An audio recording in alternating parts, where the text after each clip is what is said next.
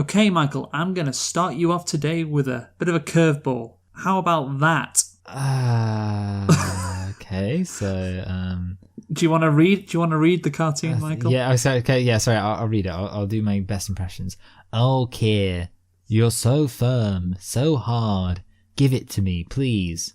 No, it's because I'm firm and because I'm hard that I'm not going to give it to you. I'm giving it to my chief whip, Nick, and he's going to tease you without mercy. Yes, no, please. Nothing at all what Jeremy Corbyn sounds like. I know, yeah. It was a pretty good Keir Starmer impression, though, am I right? It was probably a worse Keir Starmer impression. I know. So this is, of course, a reference to the whip. Jeremy Corbyn wants to be given the whip, and frankly, I'm surprised that anyone would consider that to be a sexual thing.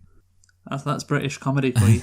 No, today we are going to be discussing British comedy and how Corbyn kind of unmasked them, as the article we're going to dive into states. And yeah, I thought I'd just start off with that cartoon. I didn't really know what it was, and I was so surprised when I saw it. It seems to me like literally the only joke is being given the whip in the parliamentary sense is obviously we know what the whip is in Parliament, but let's not try and explain it to people who don't live in the UK because it's too complicated to explain. But the whip is a thing in Parliament, and Jeremy Corbyn wants the whip, but Keir Starmer isn't giving it to him, and that this is communicating that exact thing, but in a way where the whip is being taken as a sexual thing, which frankly I think is an insult to our beautiful British parliamentary institutions. Yeah, exactly. Yeah, and Keir, I guess, is firm and hard because, he's not giving it to him. So it shows how, I guess, principled he is and how he's doing the right thing, maybe. That is an interpretation, Oh, yeah, that's true, yes. Because, it's very, even though Keir Starmer looks fucking ridiculous. It's Does he? I don't really think he does. You've got to remember this is very pro Keir Starmer because he is firm and he is hard. That's the cartoon out of the way. So let's get into the article that I want to discuss today. And it's by a person called Juliette Jacques. Yes. Jacques. And the article is titled How Corbyn Unmasked Comedy. What triggered this video today was something I saw on Have I Got News For You. I saw it on Twitter and I was like, this reminds me what happened on that show, which we'll get into a bit later, of this article that was written in late July of this year. So it's quite an old article, several months, but I think it does a good job of really getting down to comedy in relation to Jeremy Corbyn. So shall we get into it, Michael? Absolutely. For better or worse, the election of Keir Starmer as Labour leader has been seen in some quarters as a return to political normality, which will likely provide comfort to Britain's satirists. This might sound strange given that their role is supposedly to mock the powerful, but in truth, they never truly worked out how to deal with Corbyn's leadership or the type of politics it represented, mainly due to their inability to see how they had been co-opted into the British establishment. During the 90s and especially in the new Labour years, stand-up comedy became very lucrative. Its entry level remained a circuit of small pubs and clubs, but its peak became a variety of formatted BBC panel shows such as Have I Got News For You, and Mock the Week, and then Live at the Apollo. I remember 10 years ago, Michael, I used to watch all of those shows. No, yeah, exactly. Didn't you? Everyone, Yeah. It used to be cool to be into mocking politics, and now we only get serious political discussion, don't we? Mm-hmm, indeed. No, that was, I guess, in the new Labour years. That kind of comedy worked very well. In part, this was because Blair was open to seeing New Labour as a continuation of Thatcherism, something Thatcher called her greatest achievement. This allowed comedians to position themselves to the left of mainstream politics without having to do much more than bemoan that they're all the same, and to present themselves as being more principled than career politicians without having to clarify their own principles, let alone live by them. The new money made it easier to sell out, and the new comedy industry's gatekeepers tended to reward those who didn't lean towards oppositional politics to start with. Yeah, that's true. I just think of those comedy shows back in the day, and I think the one person you could say who really went at people was Frankie Boyle. Yeah, Do you remember him? Frankie Boyle. I mean, he's still around, obviously, but while it was only with Corbyn's ascent that this mask truly slipped, mainstream comedy has been gradually de-radicalised over the previous 2 decades. In the late 80s and 90s, one could see Spitting Image end with the song titled Kill an Estate Agent Today, or National Treasures, Fry and Laurie's parody of It's a Wonderful Life, in which the guardian angel sees a world without Rupert Murdoch and then shoves Murdoch off the bridge for the sake of humanity. Yeah, and that's the thing. I think there's a general fear of doing stuff like that nowadays, and that is quite unfortunate. But we'll get into why. Yeah. Juliet continues on by saying, basically in the 2000s, many comedians railed against political correctness, amplifying conservative attack lines against anti-racism, anti-feminism, and anti-homophobia, and helping them to claim the defence of free speech for the reactionary right. Stuart Lee revived his career by challenging this with considerable insight and wit. As the new Labour project faded into the Conservative Lib Dem government, Stuart Lee's comedy vehicle became one of the few bright lights in televised humour. He focused his anger more on the cruelty of anti-PC comedians than that of the coalition government. One of his best bits, I think, Michael, was they'll arrest you if you're English. Oh, yeah. These days, if you say you're English, they'll arrest you and they'll throw you in prison. Yeah, they're going to throw you in jail if they say you're English. Too bloody right, mate. Too bloody right they will. Yeah, no, that was how crazy things got. But yeah, yet even Stuart Lee eventually aligned himself with Liberals who blamed Corbyn for the EU referendum results and consequential Brexit, few of whom stopped to think about how the split it caused in Labour's vote required careful management, let alone how the EU handled the Greek debt crisis. Yeah, the EU wasn't perfect, of course, and that is true, and also Corbyn couldn't wave a magic wand and get people who were Labour voters in Northern Heartlands to vote against Brexit just because he was the leader. But he could win the argument. Yes, and that's what it was all about. Stuart Lee named pro-EU heroes Ken Clarke and Jess Phillips alongside Gina Miller and Adbusters copyists led by donkeys in his Stars of Track and Field for 2019. Do you remember Led by Donkeys, Michael? Do you remember them? They're kind of like the Lincoln Project in the United States, but they didn't have a bunch of war criminals running them to my knowledge. And yeah, they used to do these viral Twitter ads, which were seen by all the pro EU people on Twitter and basically nobody else. And of course, nothing was affected by them. Yeah, in the as evidenced by the election. fact that I, as somebody who is very anti-EU, have never seen any of their content. All I've seen is Nigel Farage tweets. Yeah, and but that's the thing. Liberals, they just couldn't stand Corbyn. In the end, it seems like they hated him more than Brexit, which is incredible. I think that's why they were so keen to push Corbyn towards getting a second referendum, because they were like, well, if this means that he loses seats in the north, which is what happened, well, we don't care. Because, I don't want him to be Labour leader anyway, so we might as well try and get something out of this by constantly demand that he hold a second referendum. And then he does, he says that in the manifesto, and we don't turn out to vote for him. And the Northern Heartlands, or the Red Wall as it's called nowadays, don't turn out. And what do you know, Labour lose, the Conservatives get in. Just great all-around stuff there. Let's move on to Armando Iannucci now, who wrote The Thick of It, the defining satire of the PR-led politics central to New Labour and later the Coalition, which ran on BBC4 and then on BBC Two from 2005 to 2012. At the time, it was hard to tell if we were invited to disdain the whole type of politics presented in the series, which never differentiated between parties, and whose characters seldom discussed policies as life or death issues, or simply to empathise with Malcolm Tucker's frustration at how bad his underlings were at playing the media.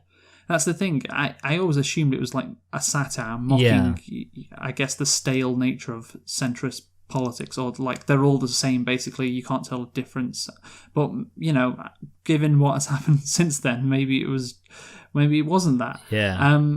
I'll go on here. Knowing the Spin Doctor was based on him, Alistair Campbell questioned Iannucci's anti-establishment credentials via Twitter when Iannucci accepted an OBE in 2012. The 3 little letters can have more impact than you realise, said Campbell, to which Iannucci replied, WMD. Get it? WMD. Yeah, that's good, yeah, right? it's clever. Because of that thing Alistair Campbell did, where lots of innocent people died. Yes, but 7 years later, Campbell was expelled from Labour after encouraging people to vote Lib Dem in the European elections, and Ian Nucci, who backed the Lib Dems in 2010, retweeted right-wing Labour MPs supporting Campbell, along with a snarky tweet asking if Corbyn had voted for the far-right Brexit party. That's the thing, that like you're trying to mock these people, and maybe he was doing that, but at the end it's like, actually, no, I like these people better than the alternative. The thick of its central proposition that both major parties were essentially the same wore thin as Cameron and Osborne's cuts became harsher. It collapsed when Corbyn assumed the Labour leadership on anti-austerity platform. Suddenly, the both sides framing British comedians had often used no longer rang true, instead implicitly siding them with power. I guess, they had a choice. Say, finally, we have someone who isn't a middle-aged, clean-cut guy in a suit, or I guess just continue to bash Corbyn, who they probably didn't agree with him anyway. Yeah. I think there was maybe a moment where people like Ian Nucci were like, I actually didn't want change after all. No, yeah. All that mocking these, bland parties where you can't tell the difference between these two. Yeah, actually, let's go back to that. Yeah, I don't actually want anything to change. I think there's something about British comedy in general. It reminds me of my favourite character from Star Wars: The Last Jedi, DJ, which, as we all know, stands for Don't Join, where I think British comedy, it has to be so relentlessly cynical and miserable that I think maybe a lot of British comedians were just like, well, we can't support Jeremy Corbyn because we can't be happy, because we're British comedians, so we can't say, oh, Jeremy Corbyn's great, Jeremy Corbyn's actually going to solve things. Basically, British comedians are incapable of doing what Saturday Night Live did to Joe Biden. They were incapable of taking somebody, I don't think there's anybody, it's not like America where somebody like Joe Biden or Kamala Harris can get positive appraisal. I think there's really not many people at all that can ever win the kudos of British comedians, because British comedians love to complain. That's my theory. They do love to complain, and that is very British. It's a very British thing, being bitter and complaining all the time. I know, but I do think that wasn't the case with British comedians. It was kind of like the monkey paw thing. Yeah. Especially with someone like Ian Nucci. It's like, you're mocking all these stale centrist politicians. Well, how about this, Jeremy Corbyn? There you go. Oh, it's like the no, not like that meme. Yeah, exactly. It is no, not like that. Oh God, and that was more the case than anyone else really. With Charlie Brooker, yes, who long cast himself on Screenwipe as an angry outsider. Brooker did a typically cynical vignette on his 2016 end-of-year show on Corbyn's argument with Richard Branson on whether seats were available on a Virgin train. Remember that great controversy? Yes, I loved it. Coming right after a gag about Corbyn's failure to recognise anti-Semitism, with no mention of his record for standing up for Jewish and anti-fascist causes. Well, I guess, that's to be expected. Brooker spent far more time attacking Corbyn than Branson. He did so with no consideration of why Branson might cast doubt on Corbyn's story, nor why Sky News would side with Branson, let alone giving any idea of why his willingness to confront corporate interests appealed enough to Labour's members for them to re-elect him in a landslide that summer. Of course, Corbyn was challenged by Owen Jones that summer in a leadership contest, and Charlie Brooker's sister-in-law, incidentally, is a Labour MP who supported Owen Jones in that leadership contest. And this gets to the heart of it, I think. All these comedians like Charlie Brooker, who is very wealthy as well, and the next comedian we're going to talk about is as well, it's really about their class interests more than anything else. Of course, everything's class. Think of all the friends and connections you would miss out on if you started openly supporting Jeremy Corbyn in that world. Because there's a lot of money going around, as we talked before, a lot of very wealthy people. You start supporting Jeremy Corbyn and backing him, then people would look at you funny. People might not invite you on their shows. And there's no better example, I think, of a comedian who tries to portray himself as, like this article says, an angry outsider, but is actually very conforming and just wants, New Labour from 97 to 2010, or a coalition government yet again, than Charlie Also a Charlie Brooker. He's also very cynical, so I do think there is that aspect of, he has to be angry about Jeremy Corbyn. He has to be like, well, there's something wrong with him. But yeah, there's also definitely the fact that, well, yeah, there must be a part of them when they got all this money, they're like, actually, I kind of like having all this money. So yeah, I can imagine that they would have an issue with a lot of leftist populism. Mm-hmm. I mean, it's a bit like, sorry, you know what it reminds me of? Bill Maher, who always presents himself as, you know, kind of a left, well, not left wing, but presents himself as a progressive liberal, and then he left California, moved out of California because he said their taxes were too high. Yeah. No, yeah, that is a good comparison, actually. And now people in the left wing in the United States really don't like Bill Maher. I mean, he has people like Barry Weiss on quite a few times to talk about how, you know, saying that Israel commits war crimes is apparently anti-Semitism. So yeah, that's the path he's gone down. But yeah, what do you think? Basically, yeah. I mean, Bill Maher, he's pretty much on the Dave Rubin levels of basically go from calling yourself progressive to then, you know, oh, maybe you're a bit of a hypocritical progressive, to then being angry that people kind of point out your problems. Then you're like, well, it's because the only reason people have a problem with me is because the left's too PC. So now I'm going to invite a bunch of right-wing neoconservatives on my show. Continuing on the article, mainstream comedy came out of the last election very badly. Russell Howard, with a net worth of £5 million, told his audience that Corbyn and Boris were politically indistinguishable. And yeah, I remember right before the election, he compared Corbyn and Boris Johnson to Harry Potter characters. Like, one of them was Voldemort. I can't remember who the other one was. I think he said greasy Draco Malfoy, which was Boris Johnson, which I think is weird. But then he said, I think that Jeremy Corbyn was tired Dobby, which I have to say this, okay, aside from obviously the standard thing of weird centrist liberals having an obsession with Harry Potter, it's just a terrible analogy anyway. Like, I can kind of see Boris Johnson being like Draco Malfoy, but I don't know. I mean, I would say Jeremy Corbyn, he's not really like Dobby. But yeah, even in that comparison, I mean, isn't Dobby the good character? She also says, have I got news for you, which we'll be talking about more in a bit, and the satirical paper Private Eye, edited by regular Have I Got News for You panellist Ian Hislop, blamed Corbyn for Johnson's victory without taking responsibility for helping Johnson establish his harmless clown persona through repeated appearances on the programme. Yes, that's the thing. People kind of forget that one of the reasons why Boris Johnson shot to fame was his appearance on Have I Got News for You. And yes, he was portrayed as a ridiculous character, and you might think, well, surely that would harm him, but as the next paragraph says, well, that wasn't the case. In this sense, Johnson stands alongside Donald Trump, Jair Bolsonaro, and I can't pronounce that name, and Zelensky as right-wing populists who built up a supported base through mass entertainment.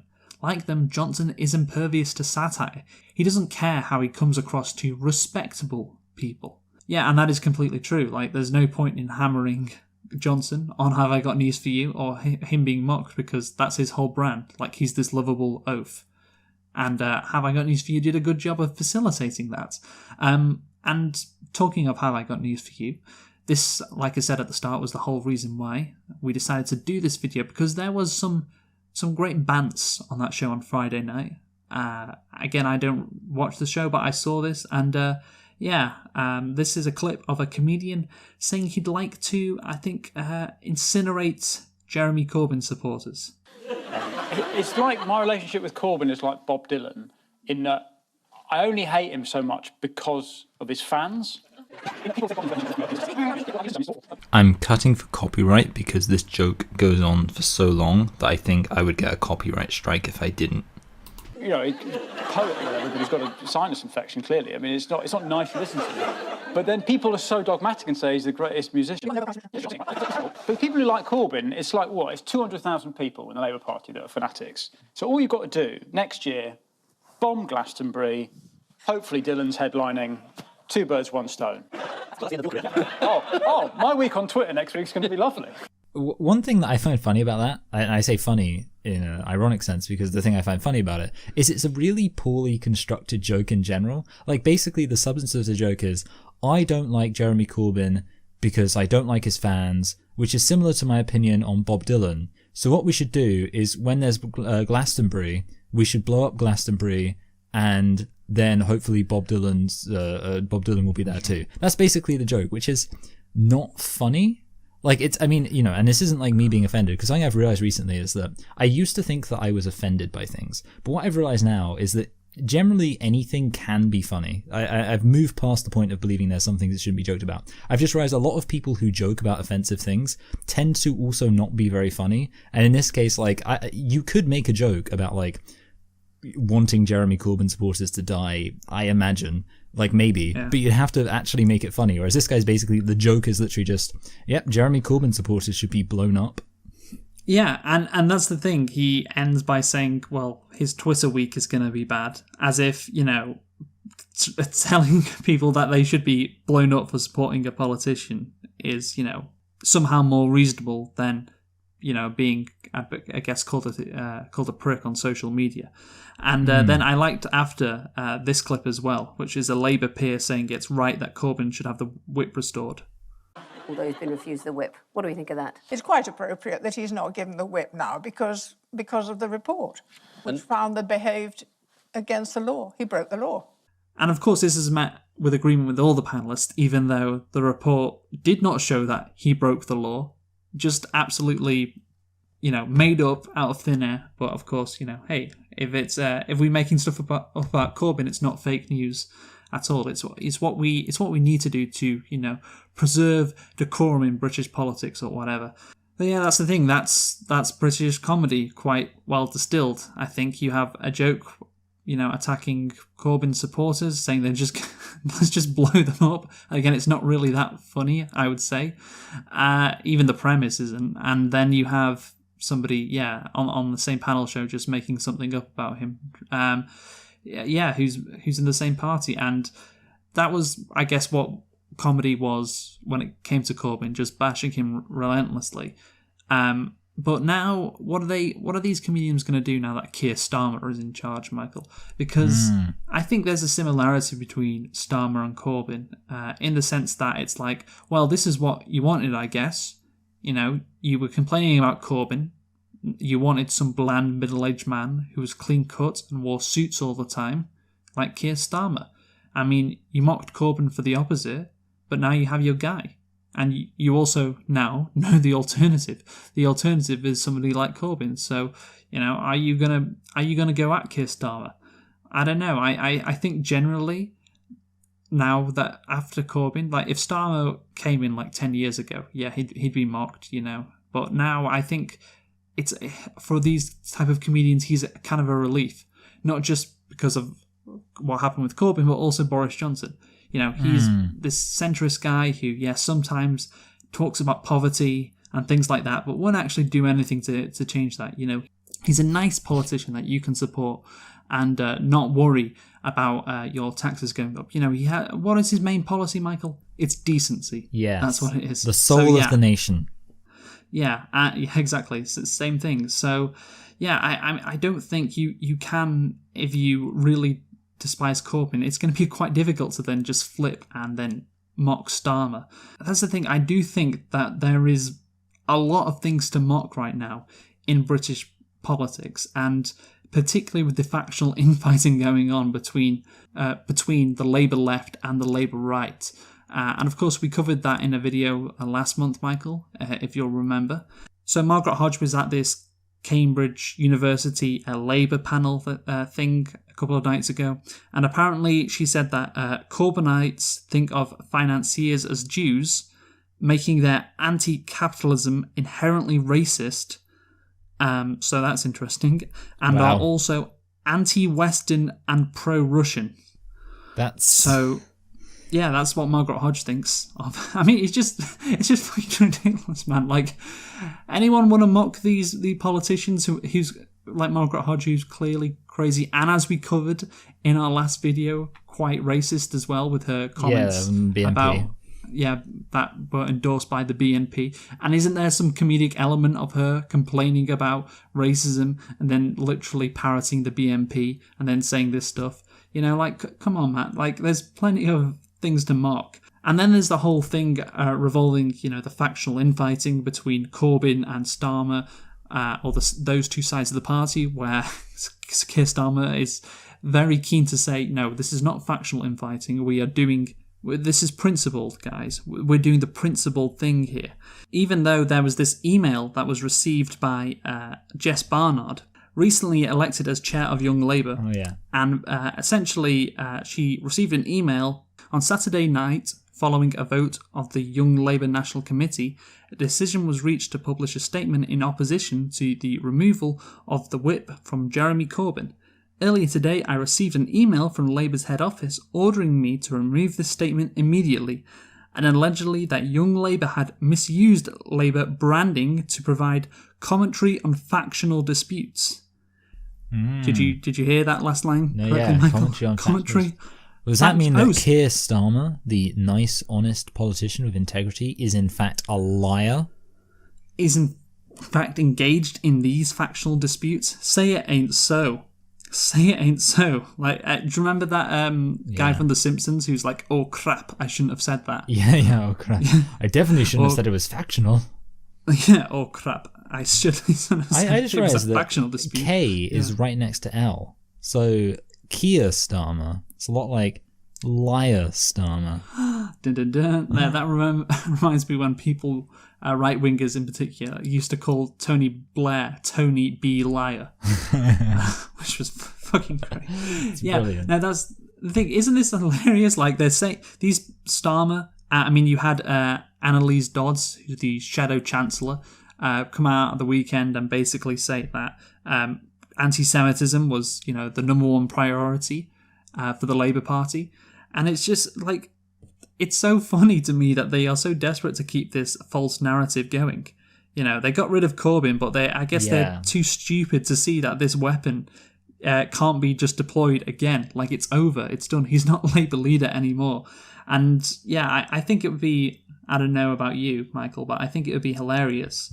You could have a cartoon or a sketch show, I don't know, Keir Starmer punching Corbyn, and in between every punch, you just have Starmer read out one of his 16 statements about trauma that the Jewish community has faced, which, of course, he tweets out every time he tries to, he punishes Corbyn. And, after it's all done, said, hey, do you want to vote me now? Elect me, please. I'm your guy, right? Because you all hated Corbyn, and me just punching him over and over again, that's going to win us the election, isn't it? So that would be the central premise of the joke, of course. But yeah, that's the thing. If you actually look at the polls, Labour isn't doing too well. It's actually lost support in the recent week. And I don't know if that's because Corbyn supporters are unhappy, or maybe people are like, well, why the fuck are you focusing on Jeremy Corbyn? Why is all this shit going down about Jeremy Corbyn? Why can't, there's a pandemic going on. Can we please focus on that? I mean, it's so obvious. Like, we called it right away, and it was always really obvious that it was never actually about anti-Semitism. And it's just, it's really gross. And it shows, if anything, like, I hate to say it, but it shows, if anything, that they have a callous lack of consideration for anti-Semitism. Like, I can't think of any group of people who has demonstrated more disregard for actual, real anti-Semitism that harms Jewish people than the Labour Party, who is using anti-Semitism purely, there's not even a hint of sincerity to it, I don't think, purely just to root out people in their party who they don't like. And obviously the fact that they're continuing to bang on about it, even after they got rid of Jeremy Corbyn, and obviously the fact they've admitted it's factional, it all pretty much speaks for itself, really, yeah. Yeah, that admitting it's factual is kind of a mess up there from whichever Labour person sent that. Also, this was in the Mail on Sunday, this nice little tidbit which you can see on the screen. However, sources close to Sir Keir confirmed that Corbyn's current 3-month suspension would be renewed unless he issued a proper apology for his conduct when he was leader. Sir Keir is also said to have been infuriated when former Corbyn speechwriter Alex Nunn tweeted that Corbyn's readmission as an ordinary member was a huge climb down from the leadership and a victory for the left. So essentially, Keir Starmer apparently saw a tweet from Corbyn's former speechwriter and then was like, oh, well, we can't have this. The whip has been removed. He can't win. I mean, obviously it's factual and political and all of that, and it completely undermines everything he said about trauma and the Jewish community. But isn't that just hilarious? And I don't even know it's true. I think probably what it was is Labour right-wingers were basically, saying, hey, you better, you better not give him the whip back, Keir, because, and there was Labour MPs threatening to leave the party, which of course would never happen. But yeah, they were threatening that because the thing they hate most of all, the thing they really despise is Corbyn. But just the fact that if this was true, that this person who wants to be the next Prime Minister would be looking at tweets of former speechwriters and then making up policy on that. I mean, that's hilarious, isn't it? But I guess, because it's Keir Starmer, he's really firm and principled. Going back to the original cartoon we saw, he would never do such a horrible thing, even though it appears, well, his team wanted it to appear that that's exactly the kind of petty thing he would do. It's such a terrible failure. It kind of makes me think about how, obviously, they tried to get rid of Jeremy Corbyn in 2016, and they put forward just these completely dismal candidates to oppose him. And the thing is, you and I have both said that we're not massive Jeremy Corbyn stans or anything like that. We're not super into him. We think that he had a lot of flaws in terms of how he sold himself and how he marketed himself. But the issue is that what Labour is offering as an alternative is just so incompetent. Like, they've never been able to have like a great leader as an alternative. All of their attempts to get rid of Jeremy Corbyn have just ended up making them look so pathetic. I almost wish, like, obviously they're being completely Machiavellian, they're being completely self-serving, but I almost wish they were more Machiavellian and more evil and more calculated, because at least then it wouldn't be so embarrassingly obvious. And that's kind of the thing that annoys me about it. I'm just like, it's incompetent, and that's well, it's annoying offending. that it's so embarrassingly obvious, and they're embarrassing and no one's doing themselves, anything about it. and no one's taking the piss out of it. Like, no one's mocking them for it, and it goes back to the original point we were making at the start. Since Corbyn became Labour leader, basically what has happened is that comedians are unable now to attack people like Starmer, and there's this ideological aversion to doing it, because it means if you attack Margaret Hodge and her ridiculous statements, if you attack Starmer, who's blatantly being factional and, giving these pathetic reasons for why Corbyn doesn't have the whip, then what you're doing is it's almost like you're giving sympathy to Jeremy Corbyn. You're showing that maybe Corbyn is being treated unfairly, and that is the last thing that can happen in these circles. That is why I guess Corbyn, he's not Labour leader, but both in politics and comedy, because of his leadership, his legacy seems to be everlasting. I wonder when it will end. Yeah, in the same way that Blair's being a continuation of Thatcherism was Thatcher's greatest achievement, as you kind of started off by talking about, the great achievement of Jeremy Corbyn will be the legacy of people constantly tearing each other apart over accusations of anti-Semitism and incompetence, and then basically displaying those attributes themselves. That's going to be his legacy, and we'll be here for it. Unfortunately, most of British comedy will not be. Yeah, and all the while this is happening, Rishi Sunak is going to cut all benefits, cut all budgets, and enact a flat tax across the UK, and turn us into a lovely capitalist, pro-free market, pro-business utopia. I'm looking forward to that. It's going to be great. Do it! Just do it! Yes, you can!